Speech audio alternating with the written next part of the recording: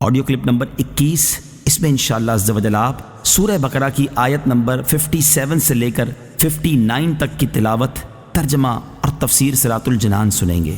بسم اللہ الرحمن الرحیم۔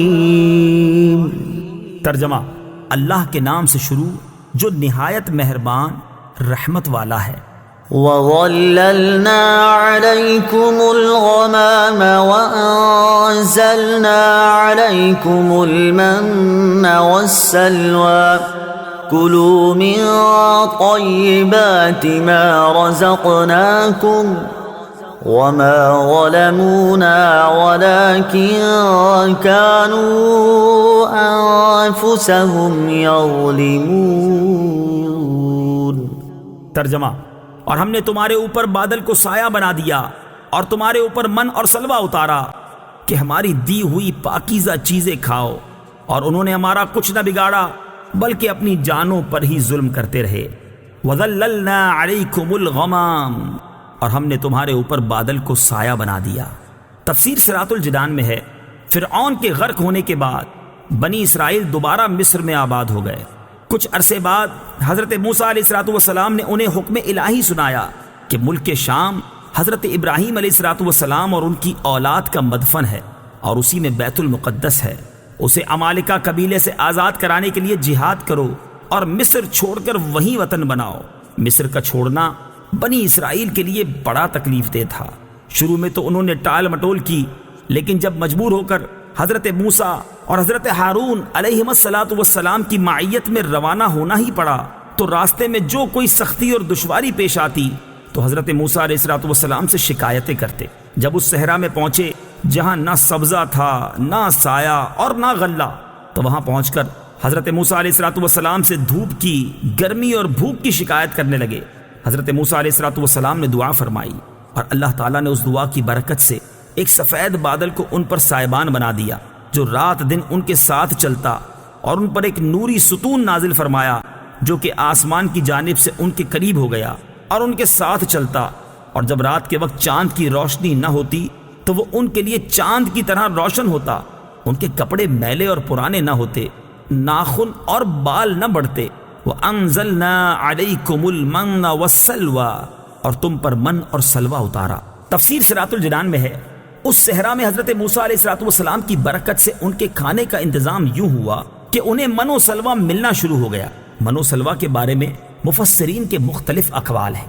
من کے بارے میں صحیح قول یہ ہے کہ یہ ترنجبین کی طرح ایک میٹھی چیز تھی جو روزانہ صبح صادق سے طلوع آفتاب تک ہر شخص کے لیے 1 سا یعنی تقریباً 4 کلو کی بقدر اترتی، اور لوگ اس کو چادروں میں لے کر دن بھر کھاتے رہتے۔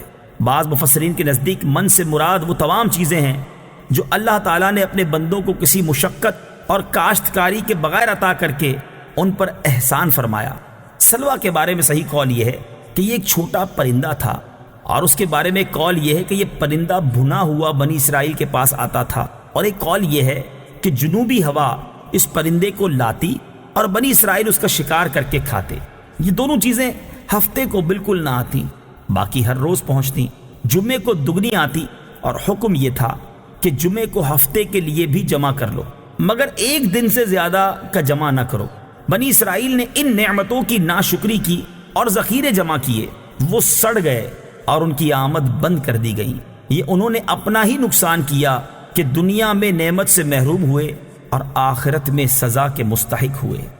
وَإِذْ قُلْنَا ادْخُلُوا هَٰذِهِ الْقَرْيَةَ فَكُلُوا مِنْهَا حَيْثُ شِئْتُمْ رَغَدًا وَادْخُلُوا الْبَابَ سُجَّدًا وَقُولُوا حِطَّةٌ نَغْفِرْ لَكُمْ خَطَايَاكُمْ وَسَنَزِيدُ الْمُحْسِنِينَ۔ ترجمہ: اور جب ہم نے انہیں کہا کہ اس شہر میں داخل ہو جاؤ، پھر اس میں جہاں چاہو بے روک ٹوک کھاؤ، اور دروازے میں سجدہ کرتے داخل ہونا اور کہتے رہنا ہمارے گناہ معاف ہوں، ہم تمہاری خطائیں بخش دیں گے، اور ان قریب ہم نیکی کرنے والوں کو اور زیادہ عطا فرمائیں گے۔ وَإِذْ قُلْنَا ادْخُلُوا هَٰذِهِ الْقَرْيَةَ، اور جب ہم نے کہا اس شہر میں داخل ہو جاؤ، اس شہر سے بیت المقدس مراد ہے، یا اریحا جو بیت المقدس کے قریب ہے، جس میں عمالقہ آباد تھے اور وہ اسے خالی کر گئے تھے۔ وہاں غلے میوے بکثرت تھے۔ اس بستی کے دروازے میں داخل ہونے کا فرمایا گیا، اور یہ دروازہ ان کے لیے کعبے کی طرح تھا، اور اس میں داخل ہونا اور اس کی طرف سجدہ کرنا گناہوں کی معافی کا سبب تھا۔ بنی اسرائیل کو حکم یہ تھا کہ دروازے میں سجدہ کرتے ہوئے داخل ہوں اور زبان سے حطۃ کہتے جائیں۔ یہ کلمہ استغفار تھا۔ انہوں نے دونوں حکموں کی مخالفت کی اور سجدہ کرتے ہوئے داخل ہونے کے بجائے سرینوں کے بل گھسٹتے ہوئے داخل ہوئے، اور توبہ و استغفار کا کلمہ پڑھنے کی بجائے مذاق کے طور پر حبۃ فی شعرہ کہنے لگے، جس کا معنی تھا بال میں دانا۔ اس مذاق اور نافرمانی کی سزا میں ان پر طاعون مسلط کیا گیا، جس سے ہزاروں اسرائیلی ہلاک ہو گئے۔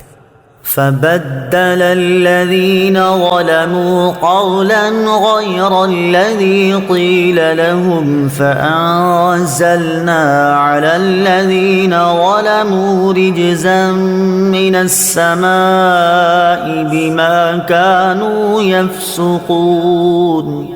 ترجمہ: پھر ان ظالموں نے جو ان سے کہا گیا تھا اسے ایک دوسری بات سے بدل دیا، تو ہم نے آسمان سے ان ظالموں پر عذاب نازل کر دیا کیونکہ یہ نافرمانی کرتے رہے تھے۔